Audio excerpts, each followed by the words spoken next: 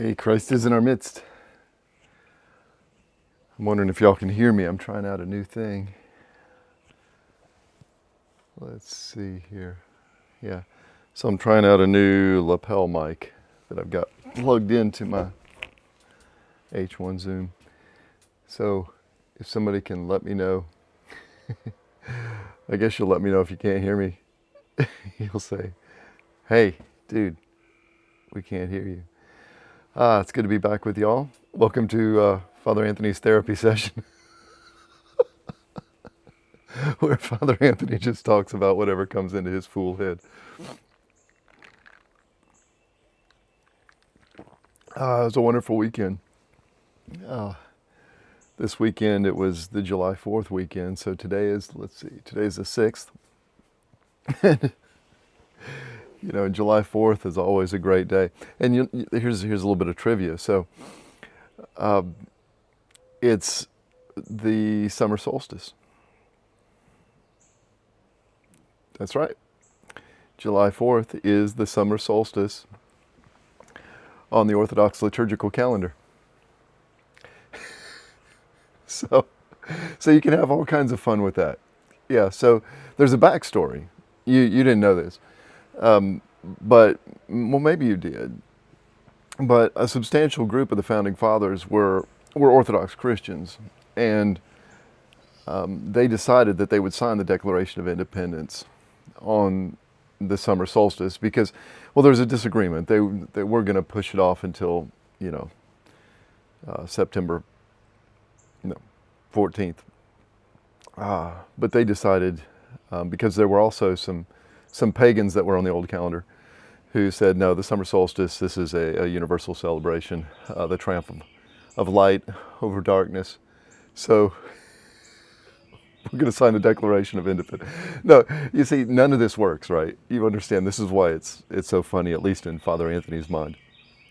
It's because it is true that the colonists were on the old calendar for quite a while, but it's not because they were Orthodox. It's because that they were not Papists, or Papists, right? Whatever it is. And it took a while for the Gregorian calendar to be accepted by the non-Catholic nations. And so when you look in history books, I don't know if it's still true, but the history books I read history in, for people born at a certain time, they would have two dates of birth, right? Because it would say, this was, on the old calendar, And I think they just stopped doing it. I don't know if it's still a thing.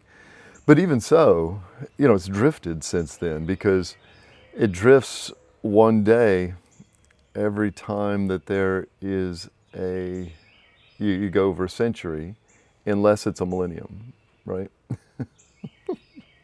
So the reason that we don't have a huger schism in the Orthodox Church, this is, again, me being silly, but in the year 2000,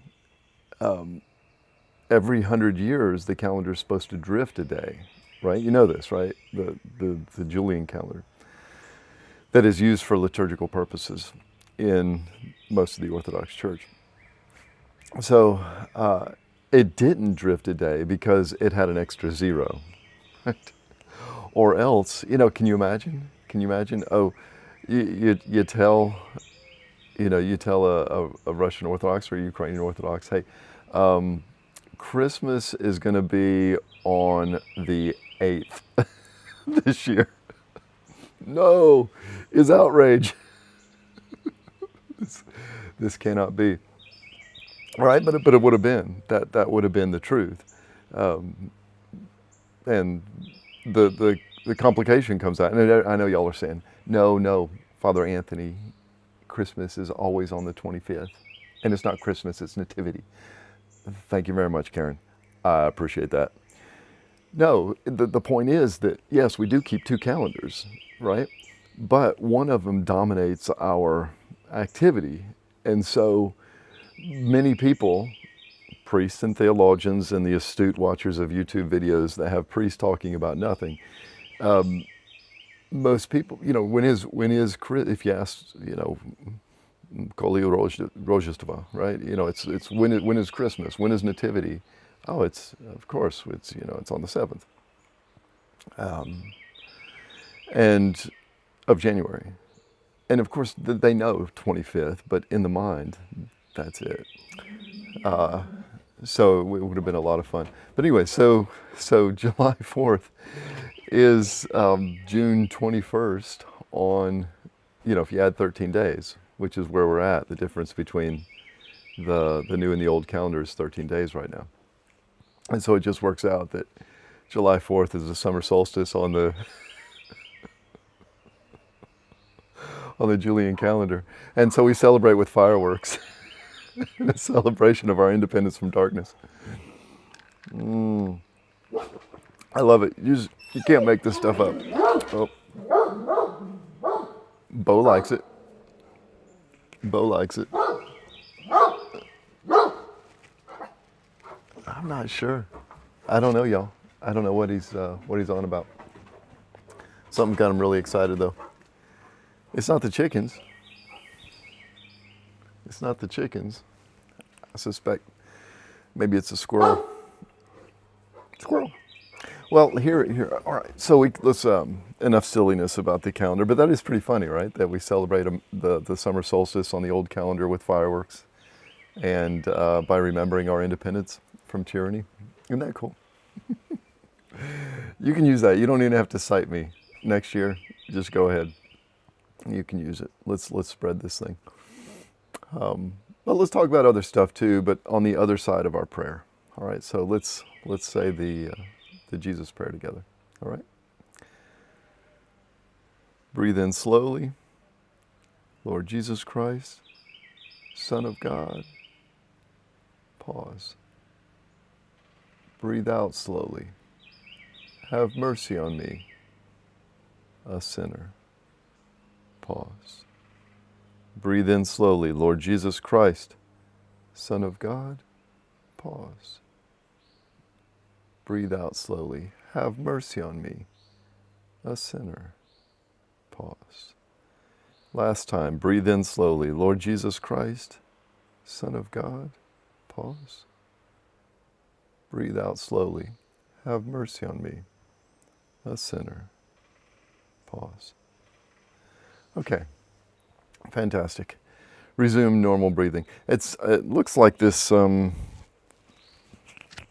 I wonder if that's been making noise for y'all. I'm hoping that this lapel mic does a better job. So I wonder, how did y'all celebrate the 4th? Did you celebrate well? Was it good? And what was it that you celebrated? All right, what did you celebrate when you celebrated the 4th? Because that is under dispute right now. So you have one, I don't know, Colin Kaepernick. He said, he called it a celebration of white supremacy, of racism, which is, one story that you can tell. And that's kind of what I want to talk about today, is the stories that we tell. It's so important, right? And we know the story, right? The great story. And here I'm not talking about Joseph Campbell's The Hero's Journey, right? To the extent that that is archetypical in a very capital A sense, it's because it is the story of mankind, saved by Christ, the story of Christ. That's the story. Is the story of salvation that comes through Jesus Christ, the economy of our salvation, our creation, our fall, our building back up, our life in Christ, and then the celebration of that and the growth in that. That's the story. And other people, they think they understand our story, and they criticize us as part of this story, part of the way, which is a wonderful description of the story that we are in, the way. And they criticize that story, and they haven't read it. they're criticizing a story that is a caricature of the actual thing, right? It's like people who criticize a book. Oh, and you say, well, so you read it? No, I didn't. I don't have to read it. You know, I know what it's about. And sometimes you can do that. Sometimes you can skip the work. And certainly there are Christians who haven't read our book, but they are still part of our story. So, what do we do with that? Do you capitulate when someone says, "Oh, Christians are anti-Semitic," right? Do you capitulate and say, "Yeah, you're right. I'm anti-Semitic. I need to, stop being a Christian"? No, you look into your heart and you say, Proverbs says, you learn what you can from everyone, and so we look and we see whether it's the case that there is anti-Semitism in our heart and hymnography or whatever. And then if there is, we readjust because we are defined by the standard of the life in Christ. And we recognize that we continually fail to live up to that standard. That's part of our story, right? So we have a way of hearing criticism, right? But we don't stop our story. And one of the ways that we, especially as Orthodox, that we know our story, that we live our story, that we share our story, is with symbols, right? And here, symbols and words, yes, the creed, right? The creed. And, people will come at us and they'll say, hey, you know what, your creed, it is, it's paternalistic, it's patriarchal, and those are, by the way, in the modern vernacular, academic vernacular, those are insults, right? Those are bad things. So, you're going to refer to God as Father and Son and Holy Spirit, and you're going to refer to them all as He, and don't you need to adjust the creed and think about something like maybe or Creator, Redeemer, and Sustainer or something like that. We're like, no, thanks. I mean, those are good adjectives, but we like our nouns. We appreciate that, though. We appreciate the input. We need to make sure that we are not, when we are being, patriarchal, that we are not being misogynistic. We do have to be careful of that, and sometimes we are. And I've had some wonderful discussions with Carrie Frost, right, about this, about some of the ways that misogyny creeps in even to our service books. And so as Orthodox, we're like, we hear that criticism, especially when it comes from within the church, and we're like, yeah, we need to do better because we have this standard, the Logos, and we have a way of accepting criticism. We say, yeah, you know what, you're right, I'm not living up to that standard. We should not be calling mothers sinful for childbirth, right? Anyways, so we have a way of doing this, but we don't change our creed. In fact, if you know what happens if you change your creed, you're no longer Orthodox. You're not. You can't, right? This is one of the huge breaks between the East and the West that you can't just gloss over. Is the filioque, whether or not it's theologically justifiable, and from within that view, it is justifiable. I don't like it. I don't buy it. But it was the creed was changed without an ecumenical council. You can't do that. You put yourself outside. But not just in words do we preserve our story. We use symbols more in the way that many of us think of symbols. So iconography and crosses. Think about the cross, right? The cross. The cross, great power in the cross. It's a wonderful reminder. There's power, real power in it. Not just a power of remembrance, power in the cross. That's why we wear them, right? I got some serious bling going, right? But I also wear this one, right? Why do I wear this? It reminds me of who I am and who I should be, yeah. But it's also, and in here it's not a talismanic power, right? It is the power of faith. I don't know exactly how it works, but in the Orthodox Church, we believe that things have positive blessings. And the cross, we speak of in our prayer the power of the precious and life-giving cross. And here it's not just, and just is a weird word to use here, it's not just the power of the redemption of mankind through it. So it's not that power in a historical, metaphorical sense, which is also real. It's also, no, there's power in the cross. There's actual power in the cross. So we put crosses on stuff, our church buildings and things. And you can imagine, again, just as some people are upset at our creed and upset about our, some of our other symbols, do you think everybody's happy with the cross? No, they're not. They're not. And the cross, I'm going to use this one because it's unambiguous for the Christian. We wear the cross. We put it on our churches. What if it's offensive to somebody? Right? The cross is a fundamental part of our story. If it's offensive to somebody. Now, there are things, if it's, we don't intentionally cause offense. Right? We just don't. I mean, come on, be kind. Some of us do. But generally, we're like, if there are two roughly equal options and one is offensive and the other isn't, we pick the one that isn't offensive, even if the other is justifiable, right? Right? That's just the way civilization works. Yeah, okay, we can agree on that. So, we change words over time. That's fine, changing some words over time. But remember, we're talking about our story and the importance of it to us and how it is our story, right?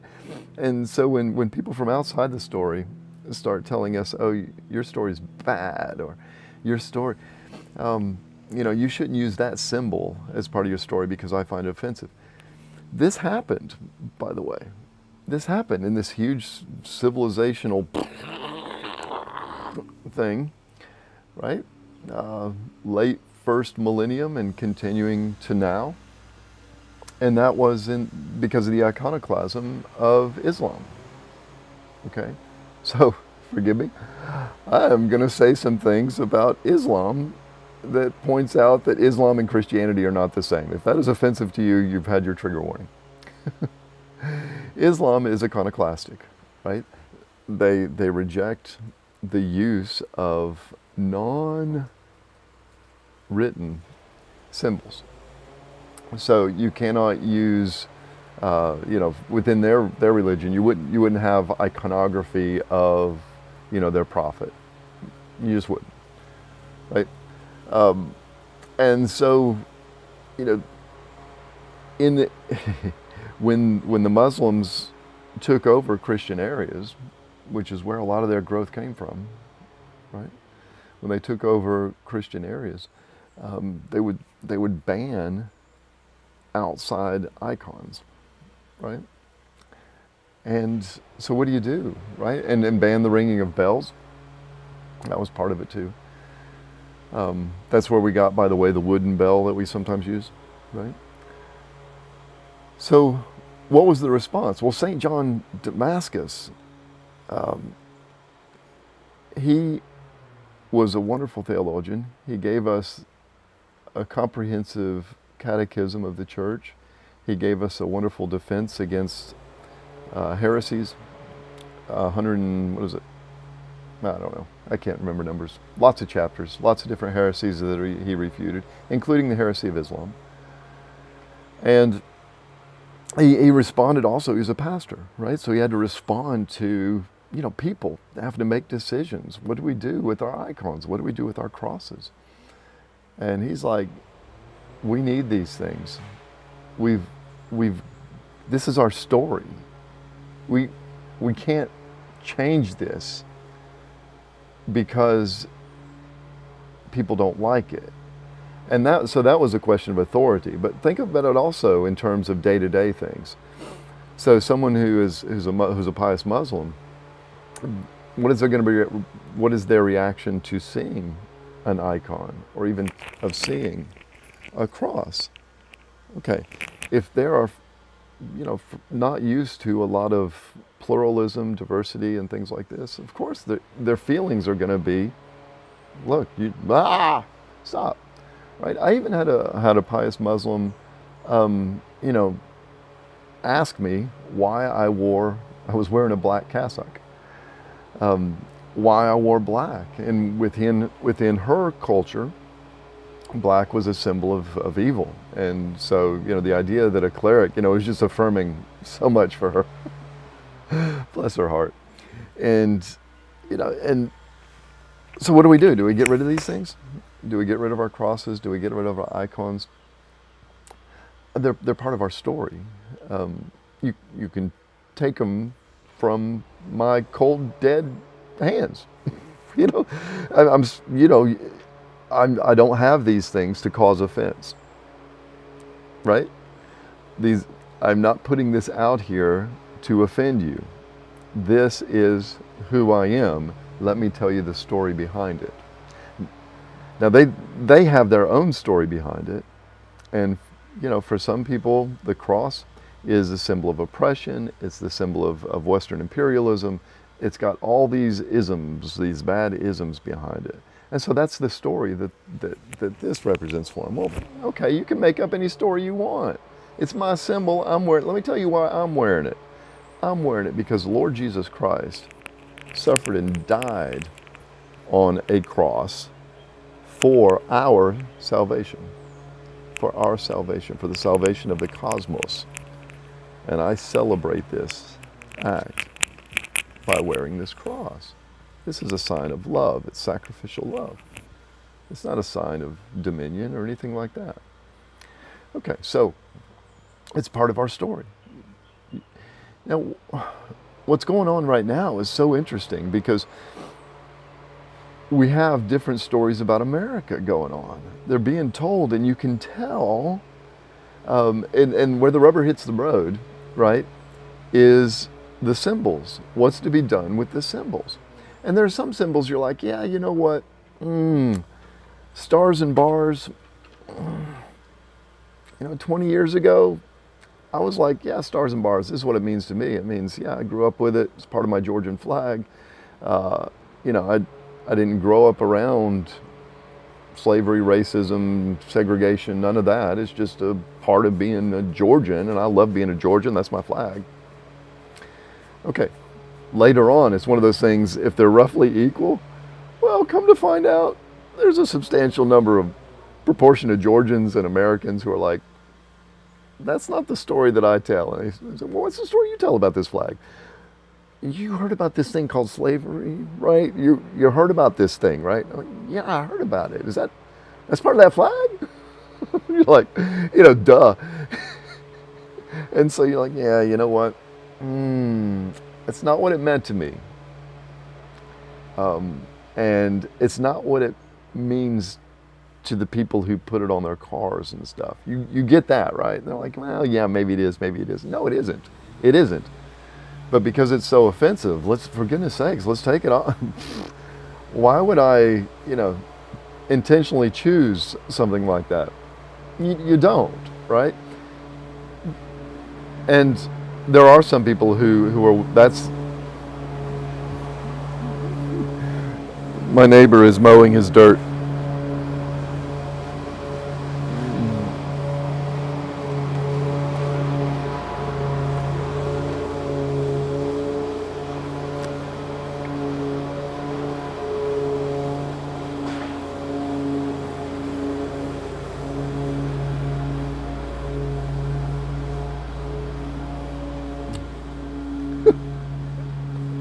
He did it on Saturday too. Maybe it'll help grass to grow. Anyways, so there are people who are like, no, this is the cross of St. Andrew. It's the red is the blood of Christ and stuff like that. And so they double down. No, the stars and bars are a secular symbol of a secular nation that was in defense of slavery. It was. I'm I was born in Georgia.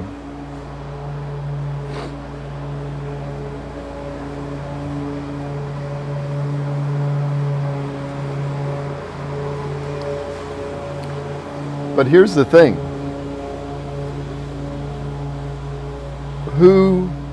We've got these different stories being told about who America is, right? What is America?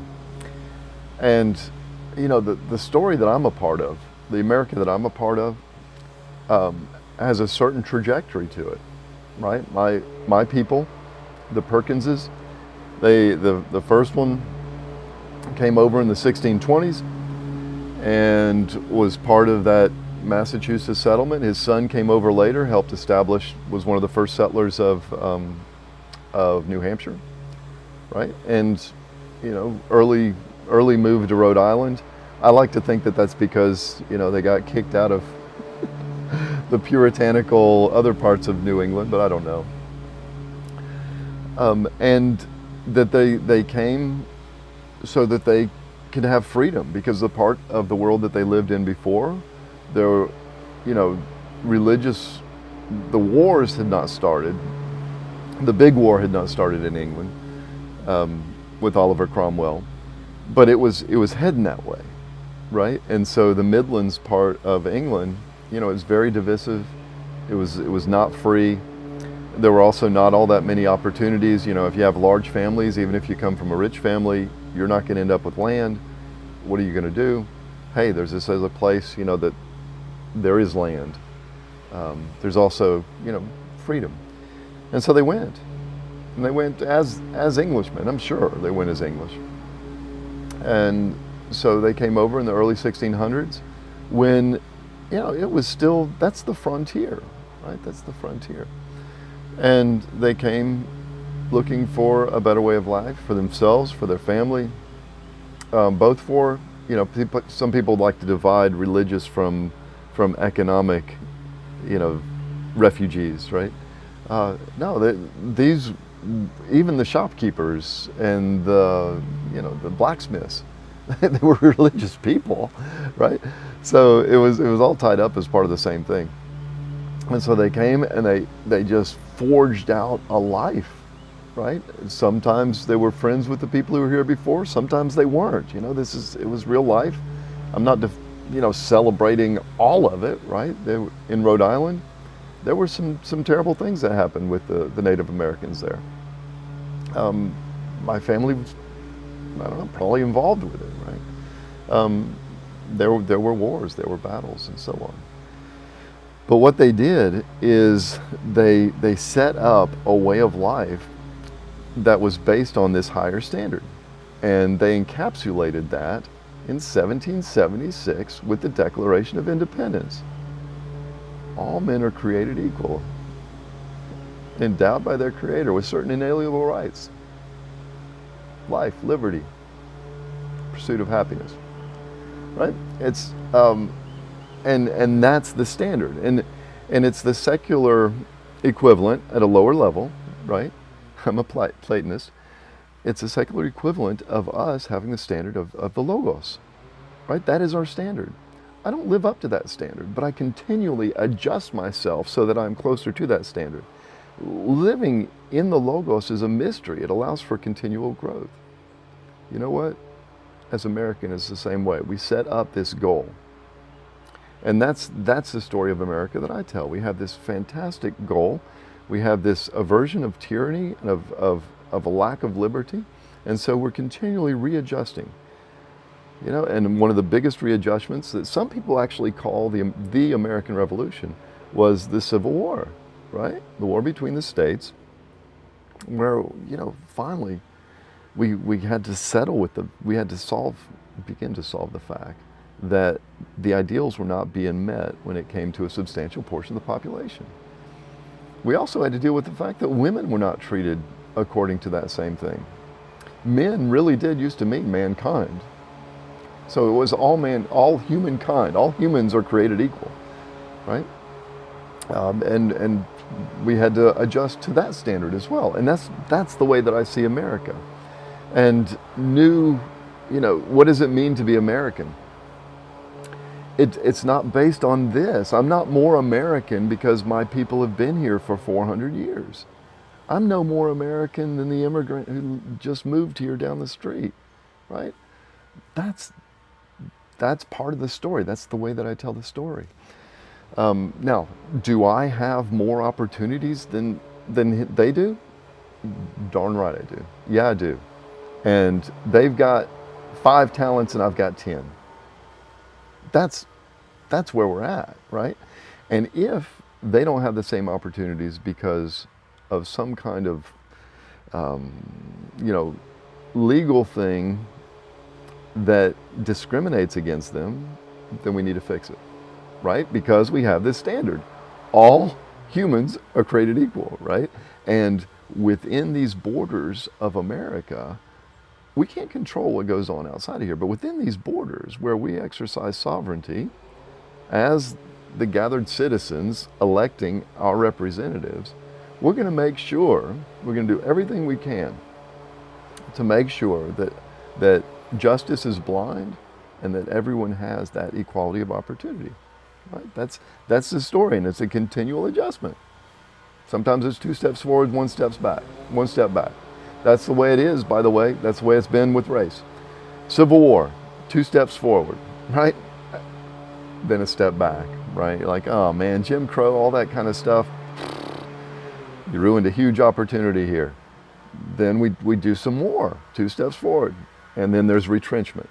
And the retrenchment, early on, it may have been, when it comes to black and whites, it may have been because of actual old-fashioned racism, right? But please understand that 2 steps forward, 1 step back is just the way the world works when you do reform, right? When you do reform, you push, and then the system pushes back. And by the system, it doesn't require intent on any single person's, there's just an equilibrium. It's so much a law. There's a word for it, regression to the mean, right? You do a reform, and lots of people like to, collect their data within the first year and say, yay, we did it. They're like, no, you haven't done it. There's going to be a pushback. The system gets a vote, right? And it invariably it comes back some or a lot. And then you figure out, okay, how are we going to tweak this a little bit better? That's the process. So that's the story. That's what I celebrate in being an American. And so I have these symbols that go along with this, right? I have the flag, 50 stars. Maybe we're going to add some. I don't know. We got 13 stripes, 13 original colonies. Woohoo! Love it, love it, love it. Right? Yeah. And I love the flag. Some people don't love the flag. Okay. You don't have to love it because the story they tell about it is different. I'm like, well, here, let me tell you why I fly the flag. And we do. We have a flag flying in the front of our house. My stepfather put it up. And it wasn't a celebration of white supremacy. Huh. It's a celebration of this, the ideal of America that, is enshrined in the Declaration of Independence. And, so, if you're upset by the flag, maybe you should study charity, right? Here's one of the things that drives me crazy. And here I'm gonna be political here. One of the things that the left usually brings to the table is this idea of active listening, right? To understand the other. And fantastic. You're not doing it. You're not doing it. If you are comfortable, burning the flag, if you're comfortable saying that the flag is a symbol of oppression, you're not listening, because that's not why we fly the flag. If you're uncomfortable standing, yeah, no, I know I'm getting in dangerous territory here. There are rituals that we use around our symbols, right? Yeah, so learn charity, right? And this is where I think the next progress is going to be, right? Is we're going to learn to listen to each other again. We're going to say, oh, you mean you don't fly the flag because you want to keep black people down and you want to govern the world. No, as a matter of fact, I fly the flag because I'm against both of those things, right? The same as you. So stop burning the flag and raise it with me, and let's work on fixing things in this country, and if we have time, in the world too. Yeah, James has a good question here. We were talking about the flag and the number of stars. Do I support, what do I think about DC becoming a state? I think it's problematic. The reason it intentionally was been left out of statehood is not because its people are less than or anything like that. It's just because you don't want, it has a special place. It is the capital, with a capital C and an O at the end, right? And so if that were just in another state, that would give that state inordinate power. It would be able to essentially, it would be a state that could tax the federal government. Now, maybe we've opened that barn door a long time ago because we have other federal, national installations and things in states, and we've worked that out. So it possibly could happen now, but no. If we do that, here's what I want. If we do that, I want us to move the capital to Nebraska. How about that, James?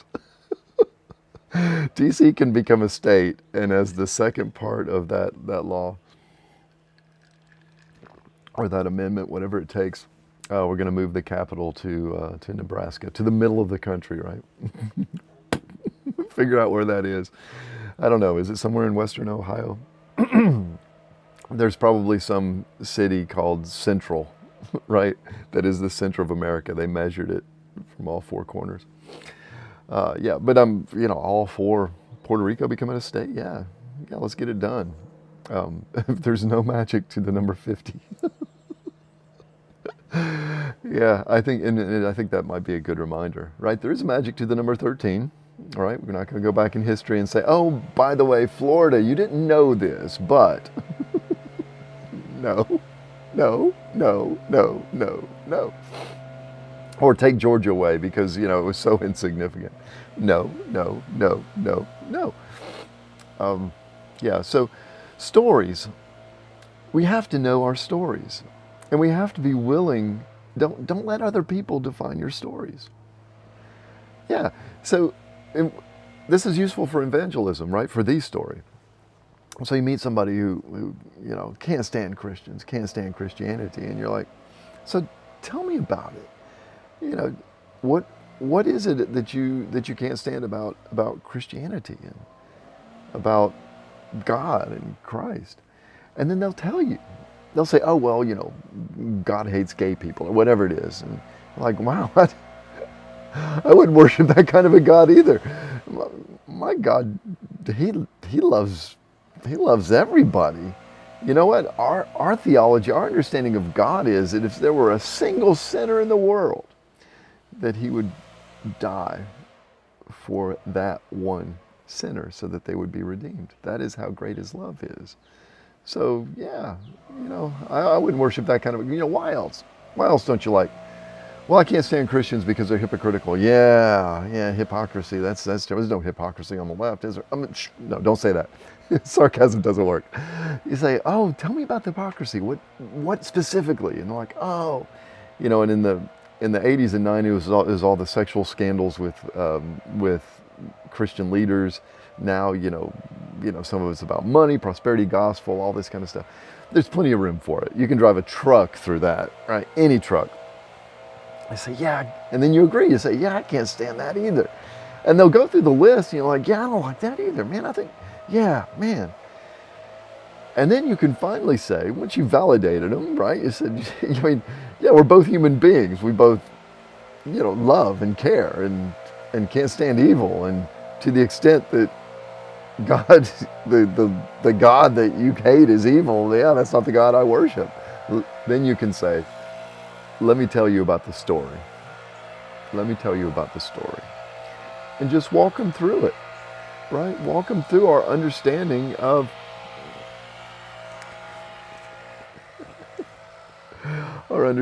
sin and redemption.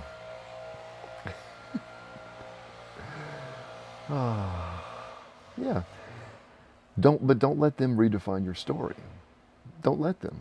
No, no, no, no, no, no. They don't own our story. Now, storytelling is also a cooperative process, right? So within Orthodoxy, I was talking about, I love having dialogues with people who have experience of Orthodoxy different than mine own, because I'm blind to so much, because I'm a priest, because of all kinds of reasons.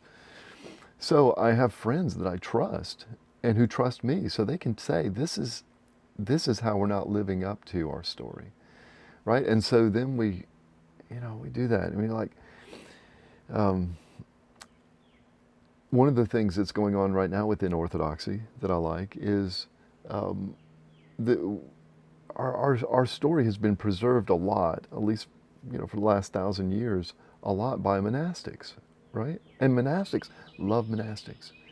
Pray for them out loud at church every time we gather.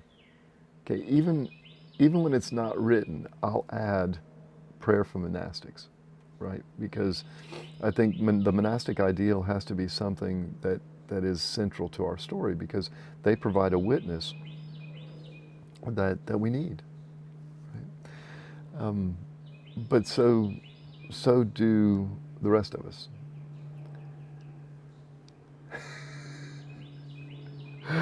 Oh, so Deacon James, awesome. So I got to put that one up. Let's see, there we go.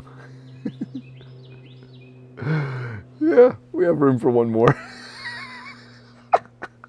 That's brilliant. Oh, yeah. So our story, if you read it in a lot of our books, like the Lives of the Saints, right? I recommend that. One of the best gifts Orthodox gave to me early on was the Lives of the Saints as a daily discipline, reading the Lives of the Saints. So I got the prologue from Oak Ridge. This was before it was all on the internets. And I had the 4-volume one, and every day you just look, what's the date? Subtract 13. Sorry. And then you can read the life of the saint, right? And it's so powerful, because you're like, yeah, this is our story, right? And as a Methodist, it was the same story, right? It's the same story, redemption through Christ. But I didn't have, the updated version, the daily version that's happened since the Acts of the Apostles so much. It's there for Methodists. It's just not, they don't focus on that part of the story. Orthodoxy, we keep a regular tally, right? But when you read the prologue from Oak Ridge, it's the lives mostly of monastics, right? And we learn so much from them, and we're thankful for them. But there are a lot of families, married men and women, who did not become monks because they were widowed or widowers, who were also sanctified through Christ, right? And whose stories are so useful for us. Yeah, we need those stories. And so that's what I mean by it's a cooperative thing.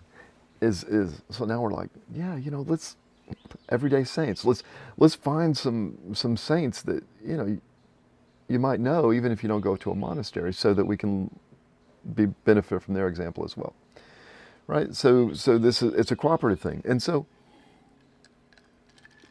with the story of America, I live it a certain way, and yeah, is it from a place of privilege? Yeah, it's from a place of privilege. 10 talents, I get it. What have I done with it? got a lot to answer for. So, the 5-talent guy or gal says, well, this is how I experience America. Not quite as much promise as you think. And I'm like, oh, let's fix that, right? Okay. And, certainly the story of the martyrdom that was experienced by, African Americans, that's part of our story, right? But here's the thing. When I'm telling the story, I'm telling the story of, yeah, and this is how we're fixing it, and yeah, and we repented of that, and yes, and so it's got built in. It's not hagiography, it's not like America's done everything right from day one. Obviously, that's not the story. But it's also not the story of it. Hatred is built into our DNA, and that whites are continually looking for opportunities to put everyone else down, both here and throughout the world. That's that's not why I fly the flag. And if somebody tells that story, I have to say, no, that's not the story of America. You can tell that story, but this is why it's not the right story. It's a parody, and it's going to lead us to hell. Because what that story, here's how that story tells it. And I'm not making this up, y'all. This is not me, imposing this. This is how I listen, because I want to know. I'm like, please tell me your story. Tell me why you're so, why you're so much hatred. And yeah, if I lived in that world, if I lived in that kind of America, of course I'd be, I don't know, I don't think I could go on. I'd be burning stuff too. Because what they see is that every time that progress has been made, let's take the case of African Americans. We make progress, and then whites intentionally look and say, we can't have this. We can't have this threat to our power. So let's do intentionally one step back. Let's keep them in their place because they are not us, right? And so always it's a matter of power on power on power on power, zero sum, one against the other. Okay, so the only answer to that is to gain power and to knock everything down, right? There's nothing to be celebrated except the gaining of power, right? And, that's not the way our system is set up. In fact, it's intentionally set up so that if there are grievances, the system has to respond to grievances. It has to. The market does, and so does our political market through elections. Yeah. And it's illegal. It's illegal. It's against the law to discriminate in elections or in economics against someone because of the color of their skin. It's illegal. And so there is, a part of our economy is called the law economy, right? It's the economy of lawyers, where we set it up so that they can make money by defending people and making sure that true justice wins. That's the way that we deal with these things. But if you cannot, if it, because of the story that you've been told about America, blinds you to the fact that our system does respond to grievances, not as quickly as any of us want. But if you're blind to that, if you see that's a sucker's bet, if that's all you've been told is that's a sucker's bet, it'll never work, and here are all the times where it hasn't worked, then of course the only response is war. The only response is war. But it's not true. That's the thing. It's not true. It's not true on its face. we did free the slaves, right? We, America, not just white people, America freed the slaves, right? We made it illegal to discriminate against people based on the color of their skin or where their ancestors came from. We, America, did that. We, America, will hold people accountable if they fail to live up to that standard. Okay? That's who we are. That's the story. That's what the flag stands for. So if all you see, when you see Washington, George Washington, the founding father of America, if all you see is someone who, privileged white slave owner who continued oppression, we live in a different world. And I have to listen to you. I have to understand your story. But I'm not going to validate it. I'm going to validate your experience. I'm going to validate the evil of slavery, and I'm going to validate the evil of Jim Crow, and I'm going to validate the experience of blacks who are afraid to do things that I take for granted. I'm going to validate every second of that. But I'm not going to validate that picture of America any more than I'm going to validate my Muslim friend who I'll validate his love, I'll validate his humility, his sacrifice, but I'm not going to validate his story, all of it. Why would I? It's a heresy, right? It's a heresy. They deny Christ. They deny the standard of the Logos, right? And the possibility of transcending our sin. So why am I going to say, oh yeah, yours is just as good as mine, your story is just as relevant as mine? No, I'm not going to go there. No, because Jesus Christ is the liberation. The liberation, Jesus Christ, is the one through whom we find freedom. And to the extent, that there are some Muslims they experience Christ, they experience the Logos through the Quran. And I've written on this, right? So I'm not saying that the religions are the same. I'm saying that Christ is so strong that if you call a book the perfect incarnation of God, right? That if you mean it, then it's going to move you beyond the limitations of Islam, right?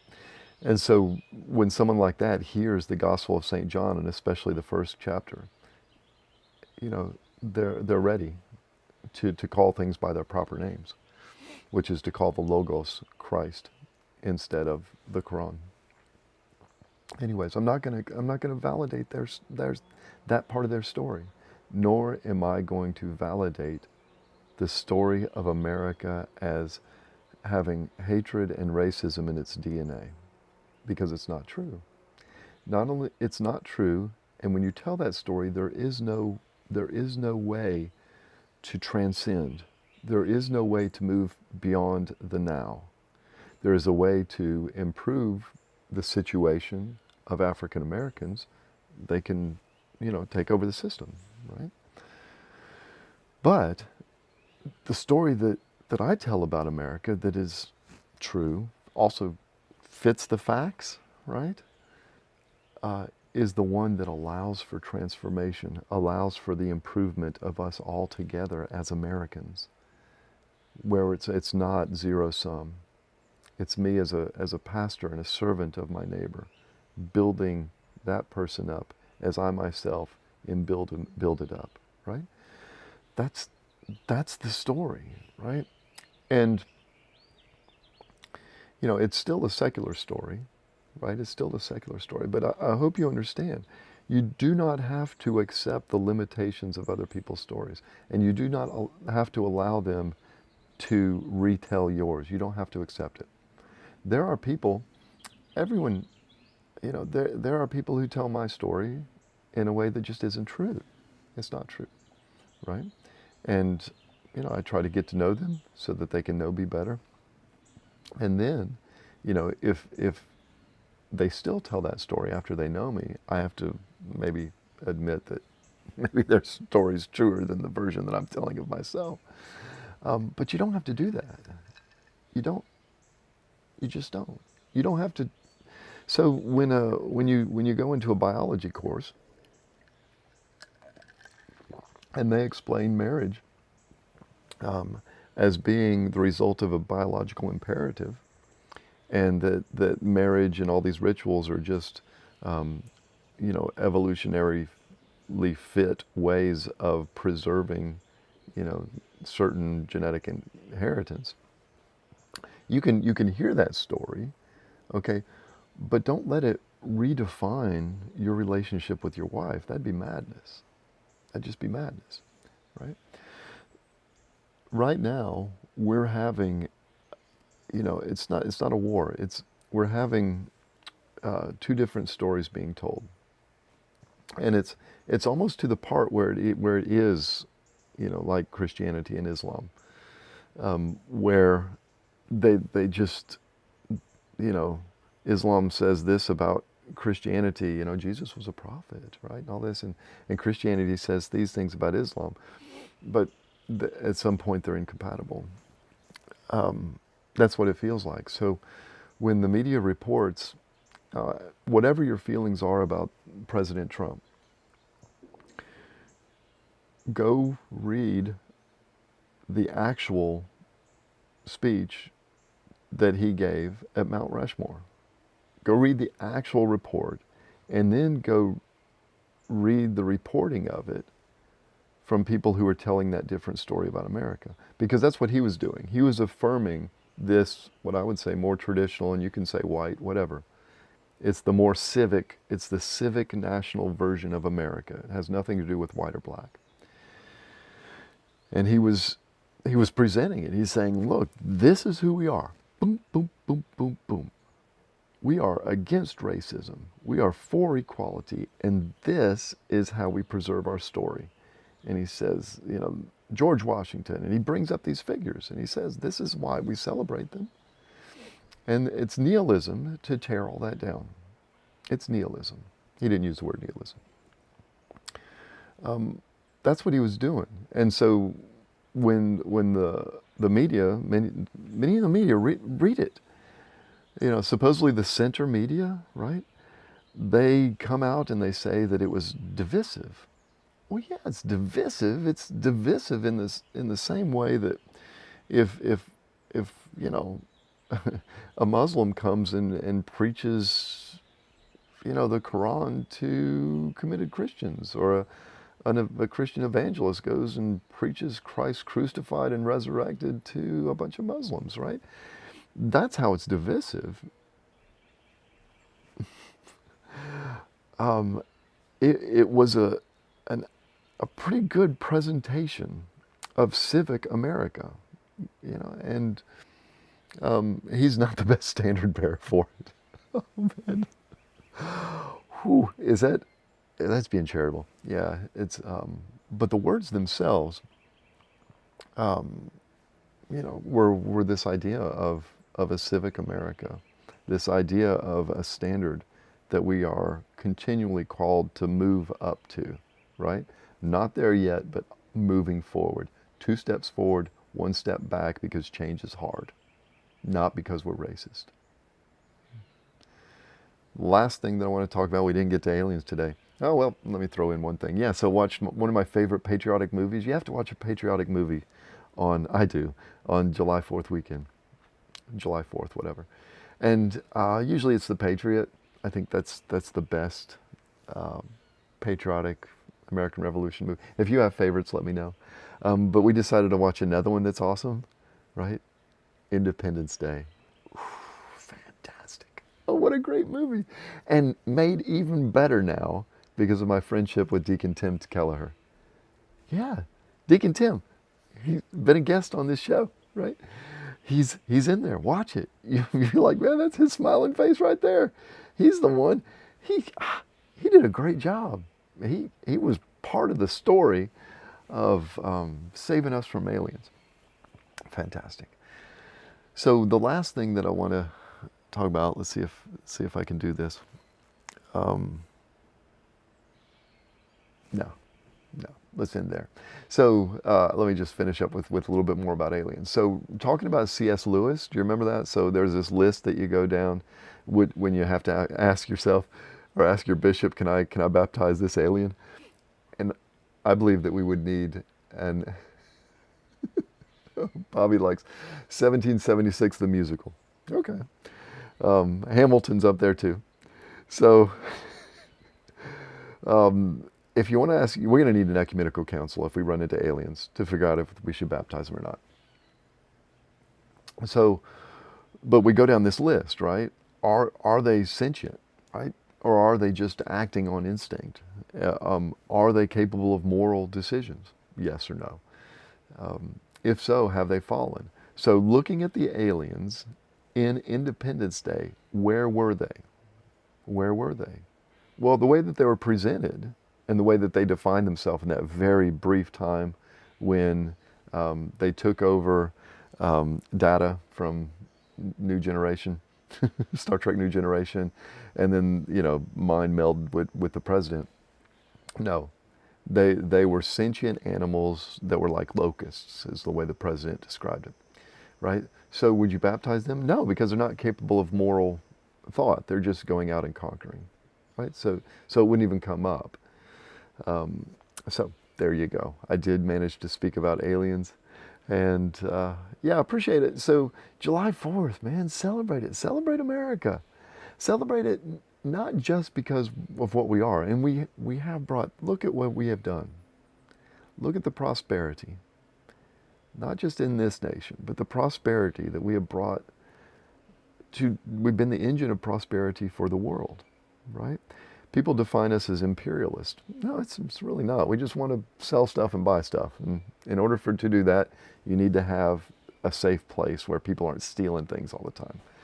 And that's, look at it. Watch Steven Pinker, watch his TED Talk, where he looks at what has happened, and most of it's been over the last 200 to 300 years, right? Who's been at the center of that story?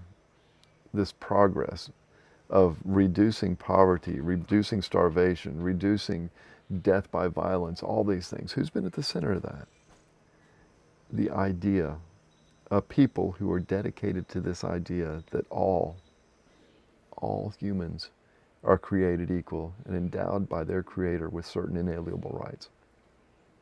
That's what's going on. That's why we fly the flag.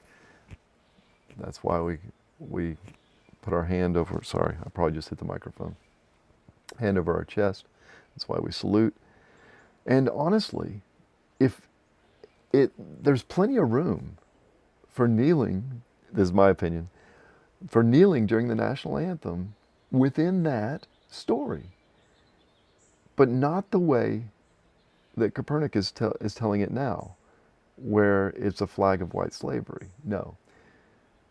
I honestly could support kneeling if you were saying we're not living up to our story. Look, there are too many black people being killed, right? There's too much discrimination. That's why I'm kneeling. Hey, kneel away. I'm going to salute because I'm celebrating what we've achieved. I'm celebrating what we're doing. I'm celebrating the way that we do things. And you can kneel because we're not there yet. But if you kneel because you are, and in that kneeling, it's part of your story of America being fundamentally racist, no, I'm going to oppose that story. That's not the story. It's a lie, and it's a dangerous lie. So be careful of the story that you that you hitch your wagon to, right? Be careful of it. And some of us got a bait and switch, right? So Black Lives Matter, yes. Yeah, they do. And the reason we say Black Lives Matter, and not just everyone's lives matter, is because black lives are being affected in a way that everyone else's lives aren't, right? So we bring attention to that fact. Well, a lot of stuff has been smuggled in with that now. Okay, it moved beyond that because as someone who's part of this American story, I can affirm that Black Lives Matter, that first impulse. I cannot affirm many of the things that have been brought in with it. Just can't, because it's telling a story that isn't true, and it's doing things that aren't useful. So there we are. All right, always a good time to spend, always enjoy spending Monday mornings with you. It's always, for me, Monday mornings are tough because Sundays are exhausting. You're like, yeah, you're a priest, you work 1 hour a week. Yeah, I know, but it's an exhausting hour. You just don't understand. Unless you're a priest, you just don't know how exhausting it is. Well, anyways, I hope you enjoyed this. If you did, share it. Let people know. Until next time, Godspeed.